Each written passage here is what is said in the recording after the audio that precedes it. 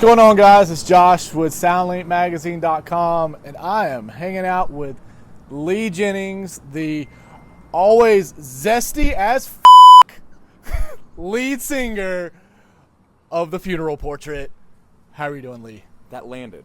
Good job. Thank you. I gave him a little bit of a warning beforehand that I was going to do that, and you know, he didn't know what it was, and he was kind of worried. I was nervous. I could tell. I thought you were gonna I don't know, push me over or something. I don't know. Now I need one more thing. Okay. I need the best twirl that you have. Oh, best twirl. Okay, Give me your best twirl.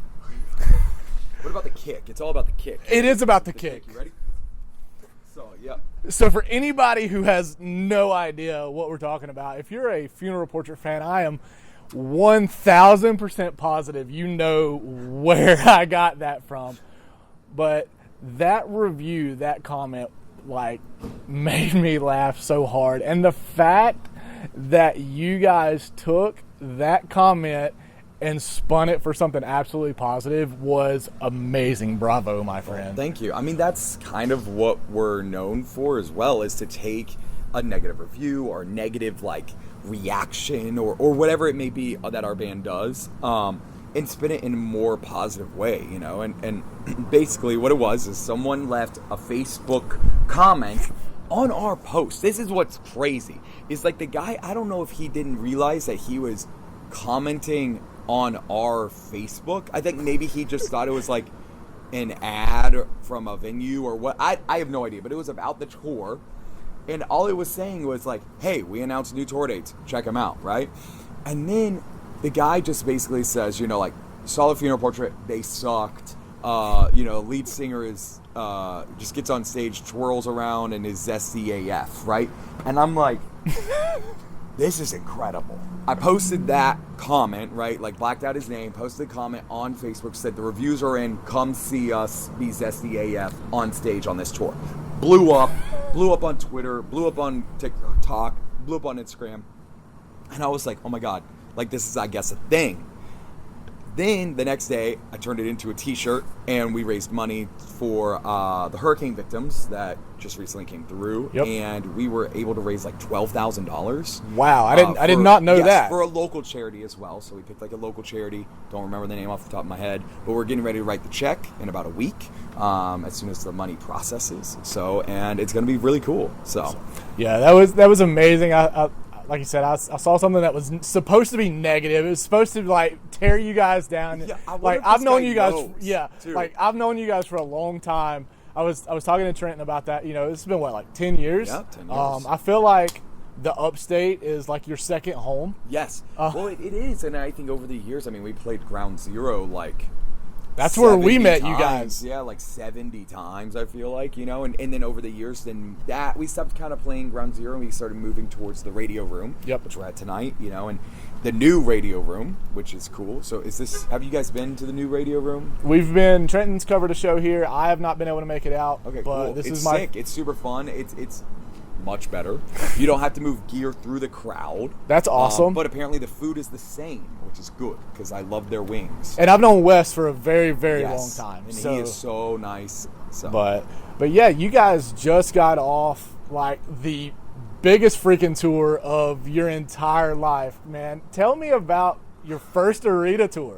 Dude, I don't even know, man. So we were kind of talking about this before the camera started rolling. So I remember I'm going to put my water down. That's right. I remember I was watching Homer, our drummer, play. He was playing Red Dead Redemption 2 for the fourth time, just crushing through it. Because that's what he does. He loves playing that game over and over again because I think he really wants to be a cowboy. And so, when he retires from drums. That'd be awesome. But I was watching him, and I get a call from our lawyer at midnight. And I'm like, this is weird. That's never a good thing when a lawyer calls at midnight. And I was like, what is this? And he was like, hey. And our manager was also on the line too. And they were talking. Even worse. Spitballing. And they're like, so, word on the street is we are putting you guys out on tour Five Finger Death Punch and Marilyn Manson and Slaughter's Prevail. And I was like, okay. cool? Like, I don't know what to say. Real? Are you sure we're talking about the same band, right? Talking about the funeral portrait, right? And they're like, yeah. They were like, it's going, it's happening, it gets announced tomorrow. And I'm like, Oh, wow. oh, okay. Cool, thanks. Like, I mean, there was literally, it was just like, okay, here it goes. And it was one of those things of being like, you do that, the record's going to come out, and we're going to take you to radio, and then from there on, it's going to be boom, boom, boom, boom, boom, and next year you're going to be so busy on all the festivals and all these things, and it's like, okay, I guess we're going to do this, and that's what happened, is then we announced it, and we were literally, it was crazy because we were leaving for tour. It was kind of wild. We were literally leaving for tour the next day that it was getting announced, and it happened all at once. It was like this whole, like, thing, and I was just like, I guess this is what our life is, you know. And we show up to tour the Five Finger tour, you know, and we, I guess, crushed it. I don't know. We were out there every day just grinding. You know, I was out there meeting new fans and doing this, and now it's kind of turned into a thing where, like, people are traveling to come and see us play, and it's just wild that it's like led to so many other opportunities being opened. Yeah. Which we'll talk about that in a little bit. Yes. But I have to ask, how was the hometown show? I was super disappointed that was on a Sunday and not a Saturday for me, because Atlanta is a 3-hour drive for me. And then I have to get up and go to my regular day job the very next day. And so you guys released the album on Friday, had a hometown show on Sunday of this major, massive arena tour. Like, the energy had to be it was phenomenal. Insane, but you have no idea. So let's picture that week in general. Okay, so that week we are in New Mexico. Yeah. I think it was. We were in New Mexico, right? We were not on the Oklahoma City show because it was an early show, so they couldn't have our set play. Yeah. So we weren't on that show. So we were to drive originally from New Mexico to Atlanta. We were going to have like 2-3 days off. We were like, oh, yay, some time at home. Well, ring, ring, ring, again, in the middle of this tour, Spencer Charnas, he's like, hey, I want you to play Silver Scream Con again, but this time acoustic during our VIP party. And you can set up merch and have a booth all weekend long to celebrate the record. That's amazing. And I was like, of course. Yes. Like, of course, Daddy Spencer, yes. And so I hung up the phone. I hung up the phone. New t-shirt I did, Daddy Spencer. Oh, yes. So I hung up the phone, and I'm like, all right, guys, I guess we're flying to Boston. So a few weeks later, we get on an airplane, all of us, and we fly all the way to Boston in the middle of this tour, okay? Our driver then drives the RV from New Mexico to Atlanta and waits for us there, right? Yeah. So then we literally just fly to Boston. We get to Boston. They were supposed to have 2 hotel rooms. Well, the hotel oversold rooms. Of course they did. And so I was like, okay, cool, whatever. Like, do you have our room? They had 1 room. And there's like 9 of us. Wow. Because we had our crew with us and stuff. And I was like, oh no, like what are we supposed to do? So we can't sleep on the floor because there's also hardwood floor. It's not even a carpeted hotel room. So finally I call our manager. He's there because he helps run the con as well. And he was like, hey, you guys can just come sleep on my floor. So that's what we did. So half of us went over there, slept on his floor, and then I had to be up at 6 a.m. to be on the news in Boston. I was on like Good Morning Boston or something, talking about our record that literally had just came out, because this was Friday the 13th. Yep. And then our record had just came out that day, and we were at our booth all day long signing and selling merch. That night we played an acoustic party. The next morning, all the guys left to go back to Atlanta. Me and our merch girl stayed to be at the merch booth a little bit longer. Yeah. So we were there signing. We left, flew to Atlanta. The next day was Sunday, which was the show. And it was like, okay. Like, so literally within that time frame, it was just like boom, boom, boom. So we kind of had like 2 CD release parties. It was really cool. It was really fun. And you know, playing hometown right after the record was so crazy. And I just got to see so many people that I especially haven't seen in forever. Yeah. Because, you know, they wanted to see Five Finger or Manson or or us, and it was just this magical moment, it was wild. Yeah, like I said, I really wanted to come down to Atlanta, but with it being on a Sunday, I was like, I've made that drive and been back at work at 8 a.m. the next morning, and it's awful trying to make that drive back home. Yes, and whatnot. But I want to ask you another question. You guys are like on top of the world right now, man. It is phenomenal.